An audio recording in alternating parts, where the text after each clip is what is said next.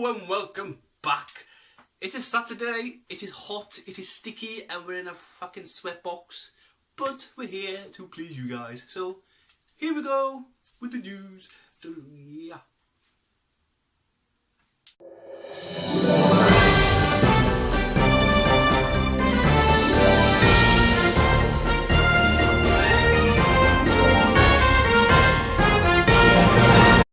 Chris has found some great stories this week, visuals. We've got Life on Mars, some international tag. We've got some pranksters, and then we've also got the fucking one I forgot. Chris, Harry Potter. How did I forget Harry Potter? One of the biggest franchises on the planet. Harry Potter! Harry Potter. I'm going to joke. Not the best stats. Harry Potter. Yes. Scientists have always wondered, how do they make an invisible cloak?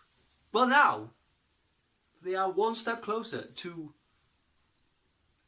an invisible cloak. I didn't know other words to put it. They are one step closer to an invisible cloak. Bear with me, just read some notes and then I'll get back to you. The way they do it, and I'm going to dumb this down, is they transfer energy from certain colours to get the light that makes the cloak invisible. That's the dumbest version I can put it. There is science behind it all, which I'm not even going to go into because I don't know any of it. But yeah, cloaking, invisible cloaks are coming, people. And then maybe where?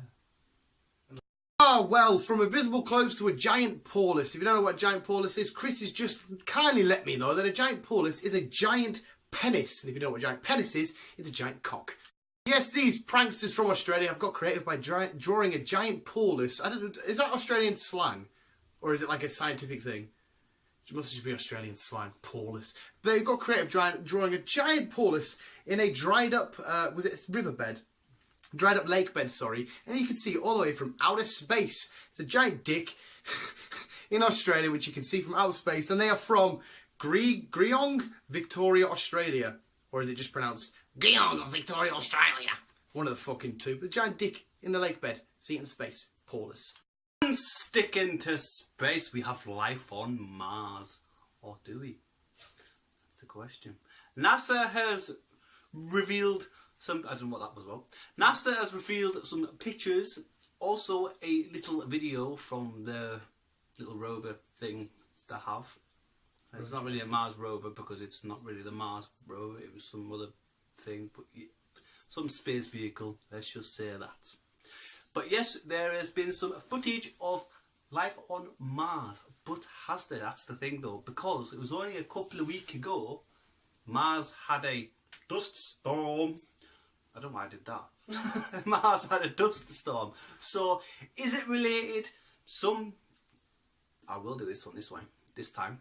Some theorists say there's an animal, there's life, there's an alien, there's a fucking Spider-Man for all we know in space. How we don't know. Some say no, it's just related to the dust storm. Do we have visitors coming? Do we not? Stay tuned to find out. Okay, visuals, we've all been hardly dedicated to a certain, maybe a video game or whatever type of game it is in your life. We all commit, but there is one person that is more committed to any game out of anybody in the world. This woman from America is so dedicated to a game of tag with her friend from the UK. She flew 4,000 miles just to come to the UK to say to her mate, "You're it," and then flew back home. What a fucking legend. Yeah, from playing tag to going into the sports and weather, Chris. And this week, the sports, we're going to take a look at the crowd because there was this guy in the audience at a basketball game and he suddenly had the power to summon up an old woman out of nowhere. He summoned up an old woman? Honest to God, he summoned up an old woman. He sat there enjoying the game and all of a sudden he summoned up an old woman.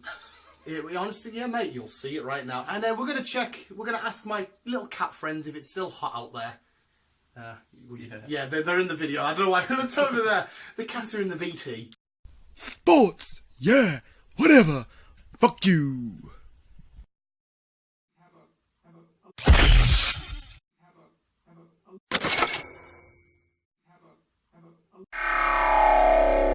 The weather.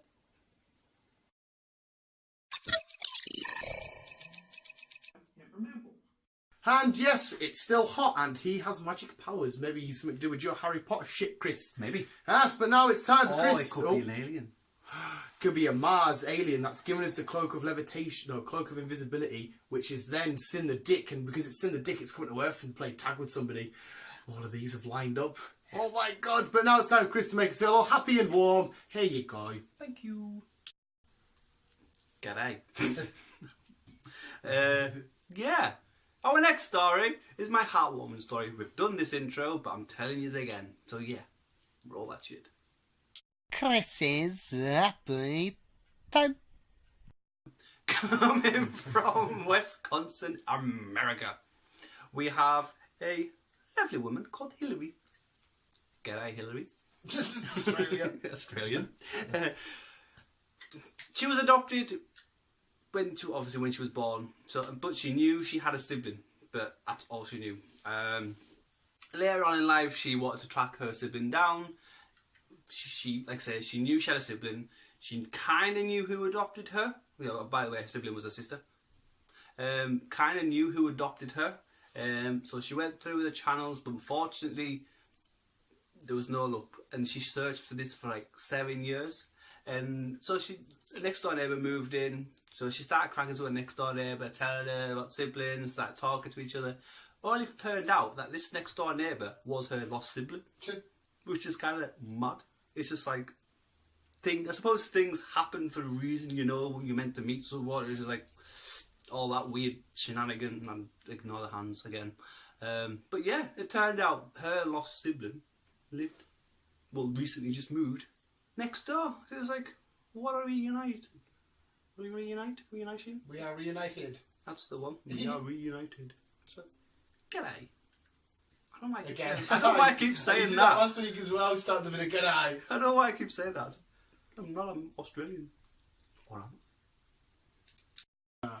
And yeah, from lovely sisters finally being reunited in a very coincidental way, just the law of the universe is just crazy, to finding out the weakness of certain drunk people. Now, I've been doing my own research, and I found out that, like Pokemon, drunk people have certain weaknesses. There's different types of Pokemon: grass, electric, fire, and water.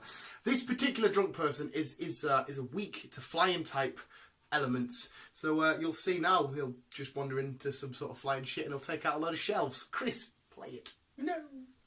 Adons, hopping, hunting.